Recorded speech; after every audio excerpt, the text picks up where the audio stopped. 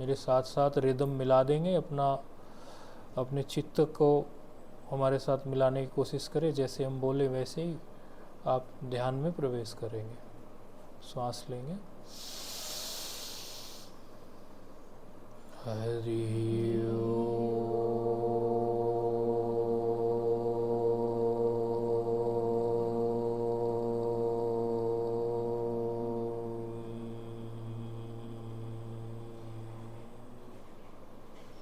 माँ में, जितना लंबा माँ में प्रवेश करेंगे हम अथाह शांति और ध्यान में प्रवेश कर जाएंगे।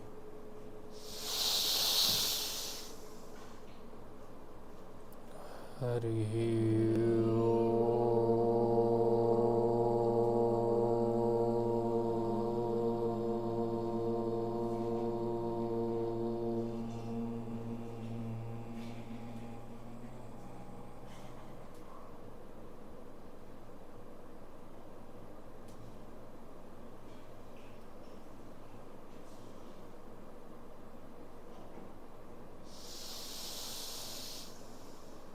गहरा लंबा श्वास भर के फिर हरि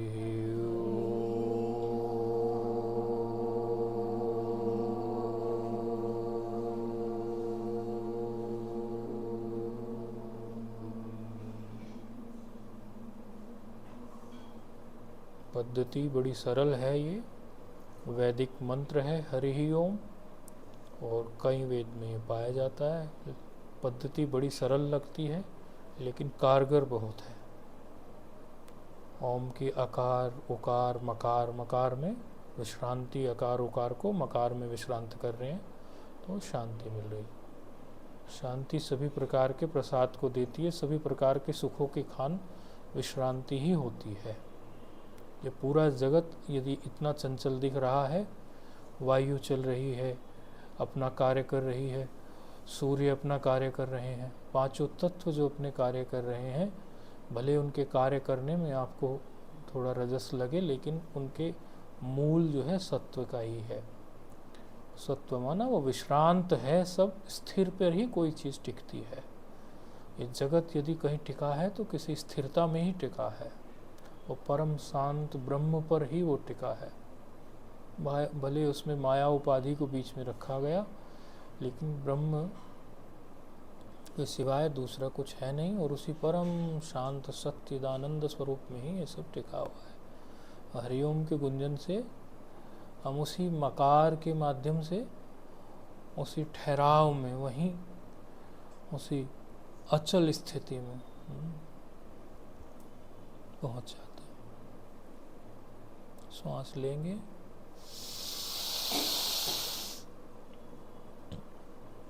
हरि ओम।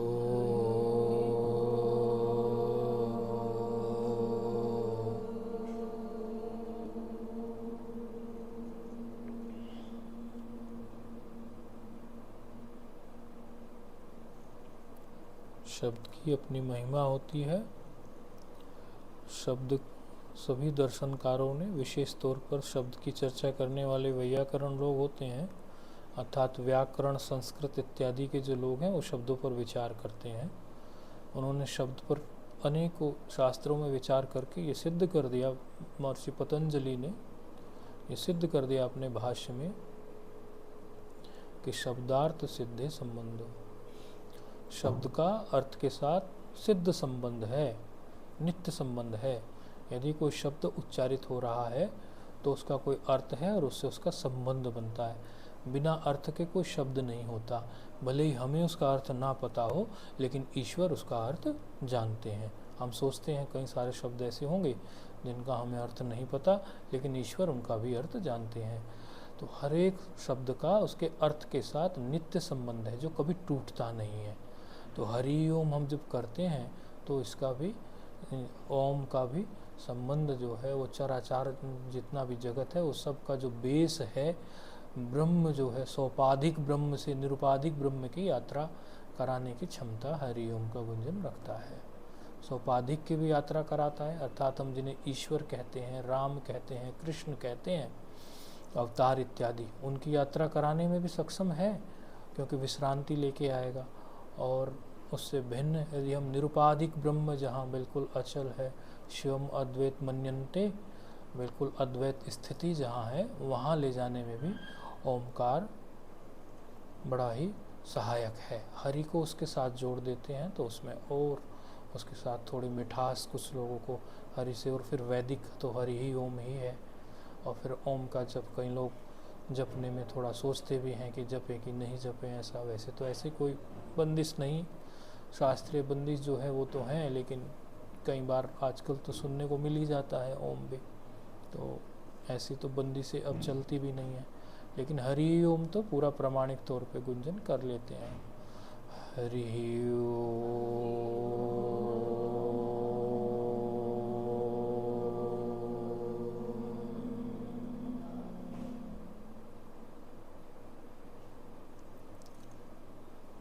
गुरु का महत्व जीवन में इतना बड़ा है कि यदि जीवन में गुरु नहीं है तो शायद ही हम किसी कार्य को उतने अच्छे ढंग से कर पाए जितना हमें गुरु के द्वारा बता के होता है। मंत्र इत्यादि का जो विज्ञान है, हम लोग समझते हैं कि मंत्र जो होते हैं वो मंत्र पुस्तकों में भी लिखे रहते हैं, वहाँ से पढ़ लेंगे, वहाँ से कर लेंगे, ऐसा कई बार कई तार्किक लोग ये बात बोलते हैं। लेकिन जो हमारी परंपरा है वो यही है कि मंत्र को गुरु के मुख से ही सुन के, कोई शास्त्र भी गुरु के मुख से ही पढ़ना चाहिए, सुनना चाहिए, और मंत्र भी गुरु के मुख से ही सुनकर ही उसका जप करना चाहिए। मंत्र हो सकता है वही हो, आपने पहले सुना हुआ हो, आपने पुस्तकों में देखा हुआ हो, वो बात एक है, लेकिन यदि वो मंत्र संस्कारित होता है, अर्थात मंत्र संस्कारित का इतना तात्पर्य है कि वो हमारे लिए संस्कारित है। मंत्र तो सदैव ही पूर्ण है, संस्कारित है। जब गुरु के मुख से वो सुनते हैं तो उसका एक संस्कार जुड़ जाता है। बिगड़े हुए काम हमारे बनते हैं, रुके हुए काम बन जाते हैं, कई जन्मों के पाप हमारे न्यूट्रलाइज हो जाते हैं, कई जन्मों से यात्रा चली आ रही है जब पाप और पुण्य का सम्मिश्रण था। कुछ पाप भी थे, कुछ पुण्य भी थे, क्योंकि यदि पाप नहीं होते तो मनुष्य जन्म नहीं मिलता। अत्यधिक पुण्य हो जाते हैं तो फिर मनुष्य योनि नहीं मिलती, देवता योनि मिलती है। अत्यधिक पाप हो जाते हैं तो फिर मनुष्य योनि नहीं मिलके उससे अधम नीचे की योनियाँ जो है मिल जाती है। तो कुछ पाप और पुण्य दोनों मिश्रित हैं, तब मनुष्य जन्म मिला है। अब ये मनुष्य जन्म की सार्थकता ये है कि हम इसमें 4 पुरुषार्थ सिद्ध करें। चौथा पुरुषार्थ ही सिद्ध करने के लिए वैसे तो जन्म हुआ है, चौथा पुरुषार्थ जो है वो मोक्ष है। लेकिन फिर भी सब लोग एकदम मोक्ष के रास्ते पर नहीं चल पाते, तो वो क्रमिक तौर पर चलते हैं। क्रमिक तौर पर मतलब अपने घर के, गृहस्थ के, अपने परिवार के कार्य को करते करते करते करते भगवान का भजन करते रहते हैं, तो फिर अंत में जाके उनको मोक्ष भी मिल जाता है। और उनके जो भगवान का भजन करने से उनके जो कार्य हैं वो सिद्ध हो जाते हैं। पहले जो 10 बार प्रयास करते थे किसी काम को करने में, अब 8 बार प्रयास करने से वो काम हो जाएगा। कोई रुके हुए काम थे वो हो जाएंगे, क्योंकि ये संस्कार जो अब डल जाएगा कान में गुरु के द्वारा दिया हुआ, तो उससे क्या होगा कि हमारे प्रतिबंधक जो हैं, कोई अड़चने जो हैं, कोई रोड़े जो हमारे पत्थर जो आ गए, कोई अड़चने जो आ गई, वो कट जाती हैं। तो इसीलिए गुरु मंत्र का बड़ा प्रभाव जीवन में नज़र आता है। कई लोग ऐसे तार्किक बुद्धि के होते हैं कि गुरु क्यों बनाए, गुरु क्यों ना बनाए, इस प्रकार का विचार करते हैं। तो उनके लिए तो फिर यही बात है कि भाई देखो, छोटा मोटा कार्य भी हम करते हैं, उसके लिए भी हमें गुरु बनाना पड़ता है। और स्कूटर भी सीखो चलाना, रसोई में गोल रोटी बनाना भी सीखो, उसके लिए भी गुरु की आवश्यकता पड़ती है। और मार्गदर्शक से हमारी यात्रा जो है वो सुगम हो जाती है, क्योंकि आप कहीं भी जाएंगे तो रास्ते में कहीं आपको पता करना हो कि मुझे फ़लाँ जगह जाना है, तो एक तो तरीका ये है कि आप स्वयं जो है उसको ढूंढते रहें, भटकते रहें। आजकल तो गूगल मैप इत्यादि हो गए, तो वो भी एक तरह से मार्गदर्शक का कार्य तो कर ही रहे हैं। और दूसरा तरीका जो है, पुराने टाइम पे तो गूगल मैप इत्यादि नहीं थे, ये तो अभी कुछ साल से एक्टिव हुए। तो हम जो व्यक्ति को जल्दी पहुंचना हो वो रास्ता पूछने में शर्माएगा नहीं, वो ये नहीं सोचेगा, अहंकार नहीं करेगा मैं क्यों पूछूं, वो पूछ लेगा मुझे यहाँ जाना है, मुझे यहाँ जाना है, तो बताने वाला उसको बता देगा। अब बताने वाले में भी यदि बताने वाला कोई गलत पल्ले पड़ गया, तो उसने गलत मार्ग दिखा दिया, तो हम गलत रास्ते पे चले गए, तो ये भी अपने आप में एक बड़ी बात होती है। तो ये भी बड़ी समझ लीजिए आप देवयोग है, ईश्वर की कृपा है कि मार्गदर्शक भी हमें ठीक ठीक मिल जाए। मार्गदर्शक का जो जीवन हो उनकी स्वयं ईश्वर में निष्ठा हो। जब उनकी स्वयं ईश्वर में ठीक ठीक निष्ठा होगी, जब उनका जीवन जो है वो ईश्वरमयी होगा, जब ब्रह्मणी निष्ठा होगी, ब्रह्म में उनकी निष्ठा होगी, तो वो जो हमें मार्ग दिखाएंगे वो हमारे लिए अच्छा ही होगा।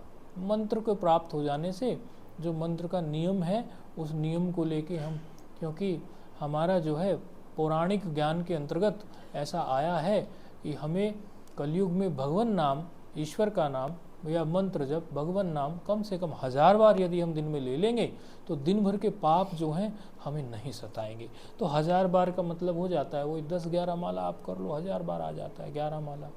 तो कोई भी व्यक्ति कम से कम दिन में 11 माला तो उसको भगवान के नाम की कर लेनी चाहिए, भगवान नाम की अथवा मंत्र की। अब दिन भर का पाप उसको नहीं पकड़ेगा। दिन भर पे जो आड़ा टेढ़ा उससे कुछ हो गया है जाने अनजाने में, वो उसको भविष्य में परेशान नहीं करेगा, क्योंकि प्रत्येक क्रिया का एक जो है कर्म जो होता है उसका एक संस्कार हमारे हृदय में संचित हो जाता है। यदि संस्कार संचित नहीं होता, संस्कार नहीं अंदर पड़ता, तो पुनर्जन्म कैसे होता। एक बालक रिक्शा वाले के घर पैदा होता है, एक बालक बड़े वाहन वाले के घर पैदा होता है, अर्थात एक बालक अधिक धन वाले व्यक्ति के घर पैदा हो जाता है। उसमें भी कई लोग अलग अलग वर्णों में भी पैदा हो जाते हैं, तो सब लोगों का अलग अलग देखा गया है। तो इससे स्पष्ट हो जाता है कि कुछ पूर्व जन्म के संबंध से ही ऐसा हुआ है। जब पूर्व जन्म के संबंध से ऐसा हुआ है तो पूर्व जन्म तो हमारे अभी हाथ में नहीं है, लेकिन अभी से आगे की जो भी यात्रा है वो हमारे हाथ में है। यदि हम गुरु के द्वारा दिखाए गए मार्ग से चलेंगे और मंत्र का जप करेंगे, भगवान नाम का जप करेंगे रोज, तो हमारा दिन जो है वो बड़ा सुंदर बीतेगा और एक अलग प्रकार की मिठास आपके जीवन में आएगी। कई लोग ऐसे होते हैं जो पहले मंत्र लेने के पहले या जप करने के पहले जब कुछ भी जप नहीं करते थे और फिर जब जप करने लग जाते हैं, उनके जीवन में एक अलग प्रकार की मिठास आ जाती है और सूझबूझ और समझ उनकी ऐसी बढ़ जाती है कि वो व्यवहार में भी बड़े कुशल हो जाते हैं। बड़ी बुद्धि उनकी तीव्र हो जाती है, उनको बड़े आइडिया भी आने लगेंगे। भगवान उनकी बुद्धि को ऐसे ही प्रेरित करते रहते हैं। चारों कार्य सिद्ध हो जाते हैं यदि हम भगवान को ठीक प्रकार से अपनी उपासना करें। तो धर्म, अर्थ अर्थात धन इत्यादि की जरूरत जो पड़ती है घर में, गृहस्थ में, सबको ही पड़ती है। काम या तो हमारी कामनाएं, क्योंकि कई बार क्या होता है हमारे पास धन हो और हमें कोई चीज़ खरीदने की कामना हो, वो चीज़ ही ना मिले तो वो धन भी किसी काम का नहीं है। अनेकों बार आप आपके सामान्य व्यवहार में भी आप देखते होंगे, कई बार आप पैसा लेके जाएं दुकान पे कहीं और आपके पास पैसा होने के बावजूद भी आपको वो चीज़ नहीं मिलती। तो कामनाएं जो हमारी हैं, जरूरी नहीं है धन हमारे पास है तो कामनाएं भी पूरी धन होने से हो ही जाएगी। कामनाएं पूरी होने के लिए भी देवयोग ही चाहिए, ईश्वर कृपा ही चाहिए, गुरु कृपा ही चाहिए। तो धर्म, अर्थ, काम और चौथा जो पुरुषार्थ है जीवन का, मोक्ष। अंत में व्यक्ति जब सारा जीवन देख लेता है, सब कुछ उसका ग्रस्त देख लिया उसने, ब्रह्मचर्य आश्रम देख लिया, वानप्रस्थ देख लिया, तो बुढ़ापे में व्यक्ति सोचेगा कि मुझे जो है अब मोक्ष की तरफ ही जाना चाहिए, अब मुझे मोक्ष की तरफ बढ़ना है। तो मोक्ष की तरफ बढ़ना है तो उसके लिए भी आपके द्वारा जो आपने जप किया है, जो मंत्र जपा है, उसकी पूंजी आपके पास हो जाती है। बैंक बैलेंसेस वगैरह तो उसकी तो पहुंच ज़्यादा नहीं है। बैंक बैलेंस की पहुंच, डॉलर की पहुंच अमेरिका में है, इंडियन करेंसी की पहुंच इंडिया में है, इस तरह से है। लेकिन हमारे मंत्र की जो पूंजी इकट्ठी होगी उसकी पहुंच तीनों लोकों में है। आप जहाँ भी जाओगे ना, भू भुव स्व तीनों लोकों में जो है, अतल वितल सभी जगह उसकी पहुंच है। आपकी पूंजी जो है आपको स्वर्ग, अन्य भी देवलोक में आपको कहीं भी लेके जाएगी। तो वो पूंजी जो है सबसे बड़ी पूंजी है। जीवन में आप हमेशा अपने मंत्र की पूंजी बढ़ाइए। जब भी समय मिले, एक नियम तो है मानो हमें 11 माला का, लेकिन उतना तो हो गया, आज हमारे पास समय ज़्यादा है तो हमें बैठ के उस मंत्र को और अधिक करना है, अपनी पूंजी बढ़ाते जाइए।